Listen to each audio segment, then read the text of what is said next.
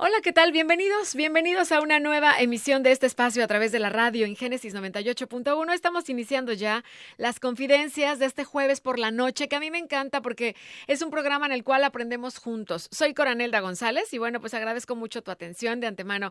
Hoy vamos a hablar de un tema que, mira, atañe al 70% de la población, al menos también en México, en nuestro país. 7 de cada 10 personas están luchando, están aprendiendo a vivir con diabetes. Hoy ese es nuestro programa aquí en Confidencias. Aprendiendo a vivir con diabetes. La detección temprana de la diabetes es fundamental para un manejo efectivo de esta enfermedad crónica. La diabetes se caracteriza por niveles elevados de azúcar en la sangre, lo que puede causar complicaciones graves si no se controla adecuadamente. Es crucial comprender la importancia de los cuidados y cómo afrontar también emocionalmente este diagnóstico. Para hablar de esto y para hacernos las confidencias sobre todo lo que tiene que ver con diabetes y aprender a vivir con esta condición, me acompaña hoy la nutrióloga educadora en diabetes, Jessica Alanís Estrada. Ella da consulta privada, también es egresada de la Universidad Autónoma de Nuevo León, educadora en diabetes de la Facultad de Medicina de la Universidad Autónoma de Nuevo León.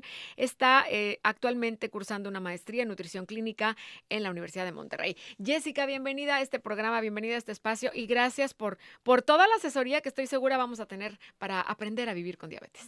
Cora, muchas gracias a ustedes por el espacio que nos brindan para hablar de ese tema tan importante.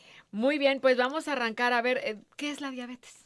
Pues justamente como lo mencionaste ahorita, se caracteriza por niveles elevados de glucosa o azúcar en la sangre. Es silenciosa, entonces hay que poner mucha atención. Wow, silenciosa. Pero a ver, digamos, si yo no sé, yo estoy viviendo mi vida normal, cualquier persona me decías ahorita que hay mucha gente que vive con diabetes y que no sabe. ¿Cuáles son los principales síntomas de la diabetes? Como es silenciosa, no aparecen hasta que las glucosas se manifiestan muy elevadas y empiezan a dar algunos signos clínicos como mucha sed, muchas ganas de orinar, una pérdida de peso de forma involuntaria de esas personas que no hacen ningún cambio en su alimentación y empiezan a perder peso, pero una pérdida de peso con una apariencia física no saludable es un signo muy característico y en consulta lo vemos mucho cómo nos llegan los pacientes porque es una de sus preocupaciones. La sed, las ganas de orinar las pueden relacionar con el día a día, pero la pérdida de peso es como que lo que más les impacta y es cuando se acercan justamente y les solicitamos pues ahora sí que un análisis clínico y es donde aparece la glucosa muy alta. O sea, pueden estar perdiendo peso y él decir, ay, me siento más saludable, ya estoy más flaca, más flaco y tiene, está pues, mucha sed, va a orinar mucho. O sea, es un síntoma grave de diabetes. Sí, es que ya hay diabetes, ya tiene el diagnóstico de diabetes, no lo sabe y hay que empezar a tratarse. Ok, ¿qué detona la diabetes? Diferentes factores de riesgo, modificables y no modificables. Los no modificables, el hecho de ser latinos, de vivir en México, ya tenemos esa predisposición por el ambiente obesogénico en el que nos encontramos, el tener genética, abuelos, hermanos, papás, que son parientes directos, me predispone, pero también hay factores modificables que si no hago estos cambios en mi estilo de vida, se me puede manifestar la diabetes a muy temprana edad, como cuáles. Mala alimentación, sedentarismo, el sobrepeso, la obesidad, el fumar, el estrés, el tener alteraciones en los lípidos como colesterol elevado, triglicéridos, y son cosas que nunca nos checamos, Cora. Entonces, a partir de los 35 años, las guías médicas establecen que hay que empezarnos a hacer una revisión, porque la diabetes regularmente la relacionamos con personas de edad avanzada o ya de abuelitos o más de 50, pero a partir de los 35 se encuentran los casos. O hay gente, licenciada Jessica, que dice, no, pues yo no me preocupo porque yo ni dulces como, ni refresco, yo no como azúcar. O sea, no exactamente está relacionado con que comas cosas dulces el padecer diabetes. No, sino con todo este estilo de vida, como ya comentaba, incluso la pura genética, ya es una predisposición importante. Fíjate bien, la genética, si tu mamá tiene diabetes, tu papá, el abuelo, ¿no? Luego también hay muchos mitos que ahorita vamos a hablar de ellos. Si es enojón, pues es diabético. Si es no sé qué, pero la genética, creo que heredamos los hábitos. Si nosotros estamos enterados de que la abuelita, el abuelo, la mamá, ¿no? El papá padecían diabetes, podemos transformar y dar un cambio a esas costumbres y a esos hábitos y cambiar el diagnóstico, ¿no? De tener diabetes por genética. diagnóstica. Exactamente, Cora, y siempre preguntar, porque a veces en consulta les preguntamos a abuelos, hermanos, papás, nos platican, ya fallecieron, sí, pero ¿de qué falleció? O sea, es importante conocer como que el árbol genealógico, esa historia que hay detrás de de nuestras personas familiares, ¿verdad? Está súper interesante el tema. ¿Tienes a alguien cerca de ti que padece diabetes? Tu esposo, la esposa, la mamá, el papá, el hermano. Hay diabetes infantil también, ¿verdad? Hay distintos tipos de diabetes. Vamos a platicar de todo ello y las preguntas del público también a través de nuestra línea 81 11 58 70 98 y en el WhatsApp también. Vamos a hacer una pausa y regresando tenemos más sobre este tema, aprendiendo a vivir con diabetes. No le cambies, estamos aquí en vivo en Génesis 98.1.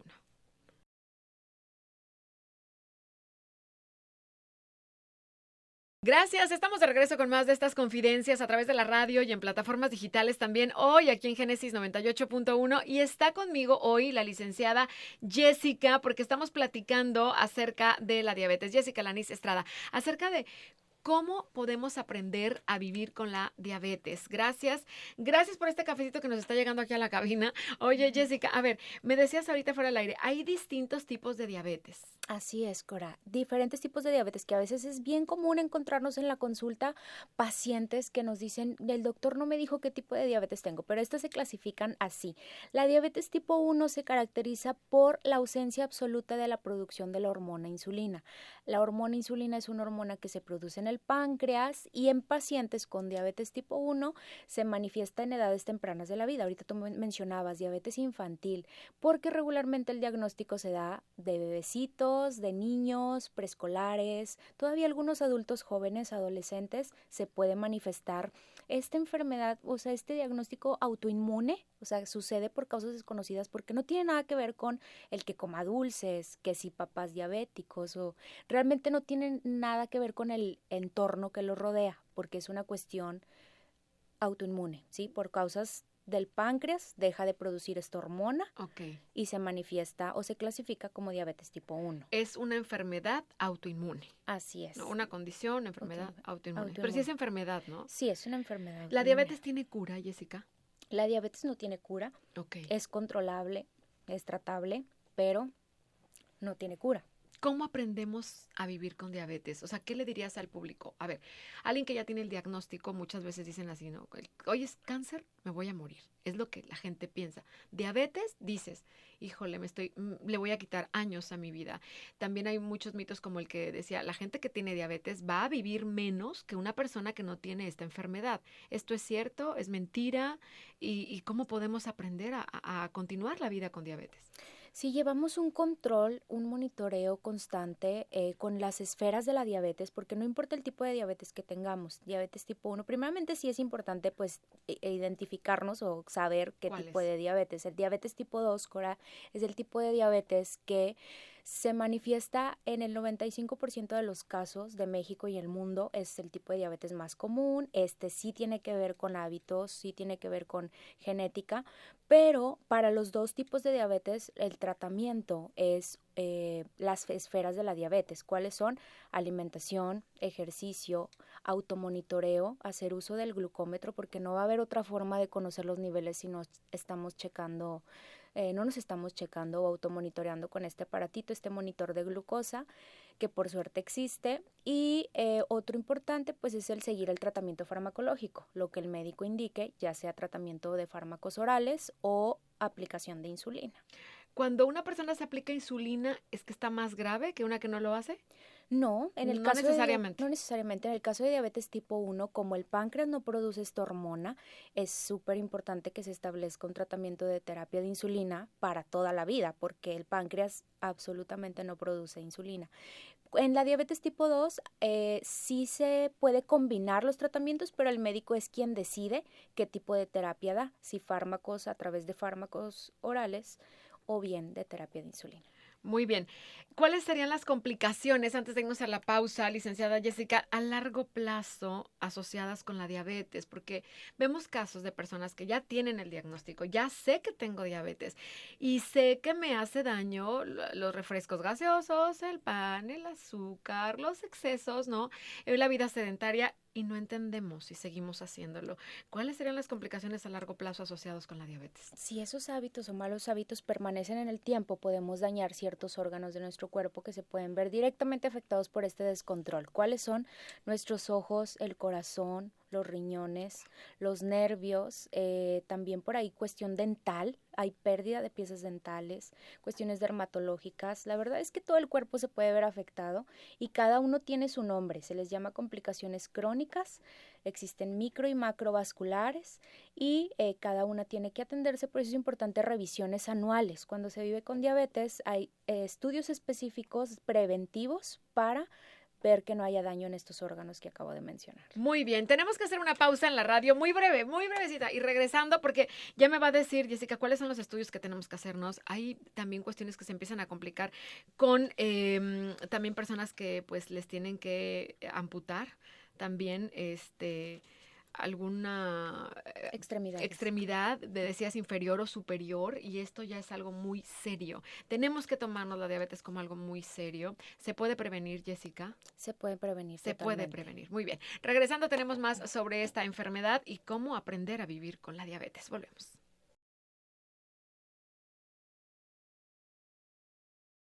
Gracias, estamos de regreso con más de estas confidencias a través de la radio en el 98.1 y también en plataformas digitales. Les quiero agradecer mucho que cuando lleguen a casa, si van sintonizando ahorita la radio, pues vayan a las redes sociales de Génesis, chequen este episodio ahí en Facebook, está en el Facebook Live, lo compartan porque estamos hablando de salud. A mí me encantan este tipo de programas porque pues es una forma de sembrar también, de hacer que tomemos conciencia con nuestros invitados que son los expertos, ¿verdad? Yo solamente soy una herramienta y un puente de conexión entre los especialistas y el público en esta consulta masiva, porque hoy toca la consulta con la licenciada Jessica Lanis Estrada, hablando de la diabetes. Jessica, decíamos ahorita, 7 de cada 10 personas en México, que para mí es, híjole, pues casi todo mundo, 70%, o sea, padece diabetes. Me decías ahorita, ¿se puede prevenir? ¿Cómo se puede prevenir tener diabetes?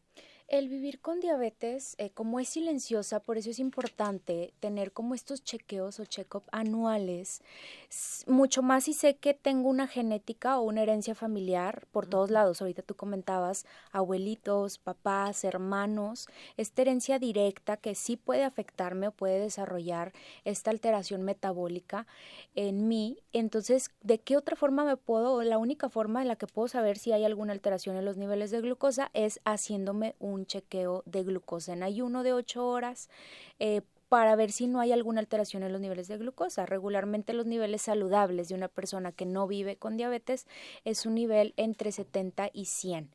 Okay. Si ya traemos un 101 o sea, más bien entre 70 y 99, porque si ya traemos un 100 ya es como un foquito rojo de que hay que valorarnos a través de otro estudio que el médico solicite para poder dar algún diagnóstico, porque también existe la prediabetes y la resistencia a la insulina. Esto vuela la cabeza porque si la diabetes es difícil de comprender, hay un previo a la diabetes. ¿Qué se llama? Prediabetes o resistencia a la insulina. Ok, ¿y es igual de grave? Es igual, es en la etapa donde podemos hacer estos cambios en el estilo de vida para prevenir que se manifieste la diabetes. Alguien que tiene diabetes, su nivel debe ser entre 80 y 130. Cuando ya tiene el diagnóstico de diabetes es entre 80 y 130 en ayuno o antes de los alimentos, y la glucosa tomada después de haber consumido alimentos 2 horas después, menor a 180. Tenemos este rango importante para que la comida pues tengamos ahora sí que nos conozcamos y sepamos qué cambios o dónde hay que disminuir la cantidad de carbohidratos, que es el macronutriente que más impacta en los niveles de glucosa. Y para las personas que están escuchando ahorita, ¿cómo pudieran hacerle para controlar estos niveles de azúcar en la sangre? Sí, es importante que se acerquen primeramente a recibir educación en diabetes. Es todo un mundo de información que tienen que conocer cada comportamiento de autocuidado, que justamente es los que estoy mencionando, la alimentación, el ejercicio, y en cada tema hay todo un mundo de información. Entonces, acercarse a profesionales que estén capacitados para educar del tema, y ellos dan la pauta, ¿verdad? Sobre todo un plan de alimentación personalizado, el tratamiento farmacológico, obviamente que venga a través de un médico general, médico internista o un endocrinólogo, son los especialistas pues ahora sí que capacitados para dar un adecuado tratamiento. Hay muchos mitos y realidades en torno a la diabetes. Dicen, un susto fuerte y te va a detonar ser diabético. ¿Esto es cierto? ¿Es mentira? ¿Es mito? ¿Es realidad? Es un mito, Cora, realmente es de los más comunes, ¿verdad? porque le atribuyen muchísimo esta etapa de algún evento traumático en donde justamente les pasó algo y es esta etapa donde se enteran que traían alguna alteración, pero es justamente en estos eventos donde se suelen someter a ciertas revisiones clínicas y aparece que tienen una alteración en los niveles de glucosa, pero esa no es la causa. Escuchamos también en casa de la abuela, ay, no le digas nada a tu abuelito, no le hagas caso, ahorita está azucarado, es la diabetes. Escuchas mucho esos términos de que es la diabetes, una persona enojona, es enojona, pues es que es diabética. La gente también dice eso. ¿Qué tanto influye qué papel juegan las emociones también en esto? Sí, el estrés emocional puede ser la causa de las elevaciones en los niveles de glucosa. A veces únicamente ponemos foco en la tortilla o en la comida o en que no se tomó el medicamento, pero nunca o al final dejamos esta etapa de las emociones, pero también se involucran mucho en el control. Eso sí me gustaría comentarlo. ¿Y eso es cierto de que el enojón, es mito o realidad, de que este enojón es azucarado, tiene diabetes? Es un mito. También. Sí. Pero sí les puede alterar para que sean más... también las personas que sean más como de mecha corta, como luego se dice, el tener diabetes ya en ciertos niveles, sí te puede provocar que te exaltes más rápido, que estés más reactivo, así como cuando una persona no duerme, más irritable la diabetes te vuelve. Tienden a tener bajas o altas. Entonces, estos niveles de glucosa van a depender mucho, obviamente, también del estado de ánimo de la persona, pero, pues bueno, no precisamente no es la causa, ¿verdad? Estas emociones. Ok. Más de lo que se dice en los mitos y realidades, que una persona con diabetes dura menos años que una persona que no lo padece. No, es un mito. Es un mito porque es un diagnóstico que se puede controlar, tratar y prevenir y vivir muchos años como si no viviéramos con diabetes. Una persona que tiene diabetes puede vivir lo mismo que otra que no la padece. Así es. Controlándola. Controlándola. Ok, complicaciones de la vista, ¿hasta qué grado pueden llegar? ¿Una persona diabética puede llegar a perder la vista? Existe este diagnóstico clínico, esta complicación crónica que es la retinopatía diabética, en donde los pequeños vasos sanguíneos de la retina del ojo se pueden ver afectados ante una elevación de los niveles de glucosa, y esta es una de las complicaciones. Muy bien, tenemos que hacer breve pausa en la radio y regresamos con más de estas confidencias a través de las plataformas y aquí en Génesis 98.1 también. Hablaremos de las emociones, también las emociones enferman.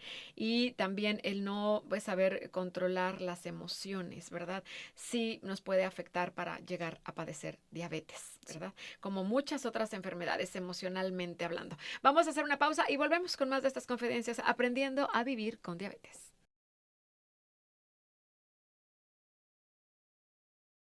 Estamos de vuelta con más de estas confidencias. Esta noche estamos aprendiendo a vivir con diabetes. Seguramente conoces a alguien que padece diabetes o quizá tú, ahora que estás escuchando la radio, te acabas de enterar que te dieron el diagnóstico de diabetes tipo 1, tipo 2. Es muy común porque en México 7 de cada 10 personas viven con esta enfermedad. Ahora es cómo aprender a vivir con ella.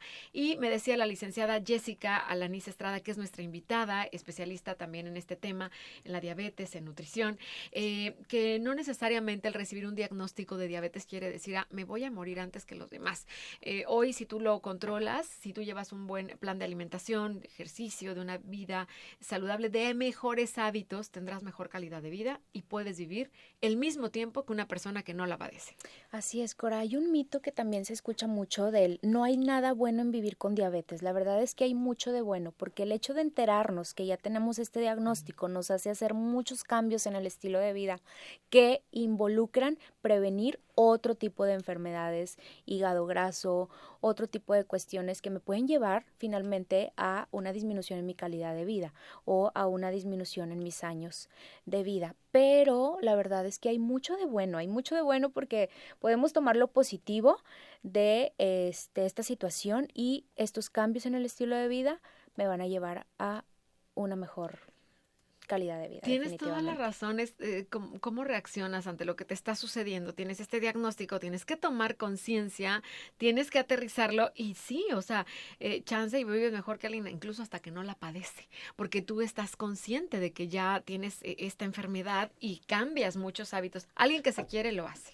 Totalmente. ¿no? Uno de los comportamientos es justamente esta parte de adaptación psicosocial o esta cuestión de la salud mental, en donde también esta parte es súper importante para desarrollar este sentido de autocuidado, Sí. porque si no tenemos esta conciencia de estar bien, difícilmente vamos a poder llevar todos los comportamientos de la diabetes. Y fíjate que me parece interesante que toquemos este tema ahorita que hablas de las emociones. Las emociones pueden llegar a afectar a tal grado el control del tratamiento porque baja este desarrollo de autocuidado.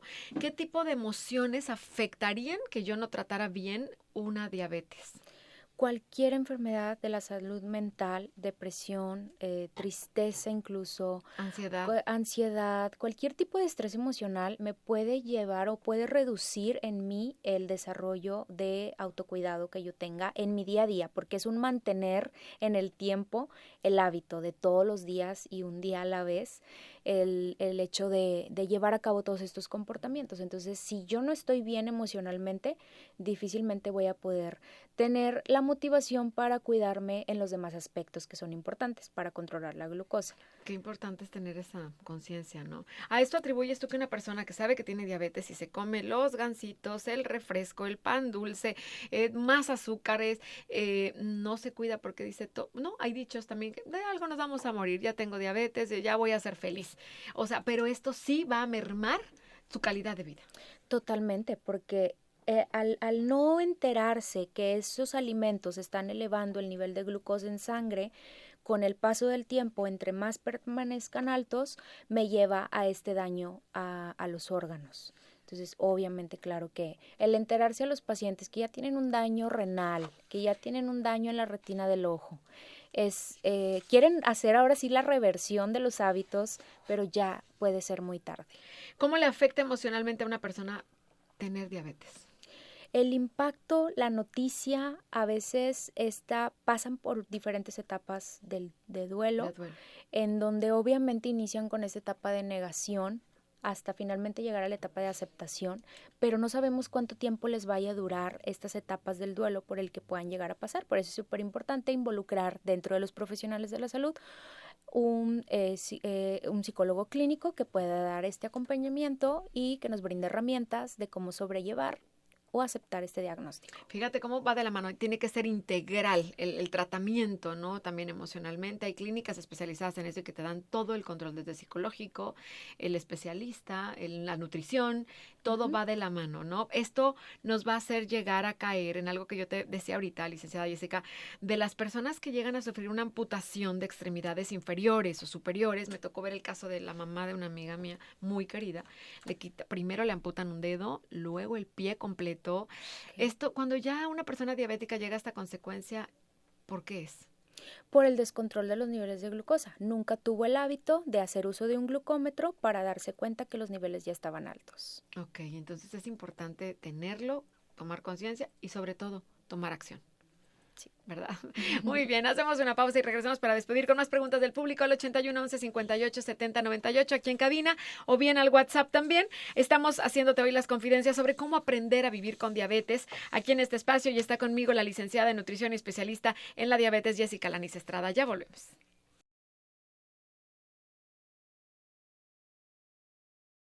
Muchísimas gracias. Estamos de regreso ya con más de estas confidencias a través de la radio en Génesis 98.1 y en plataformas digitales también.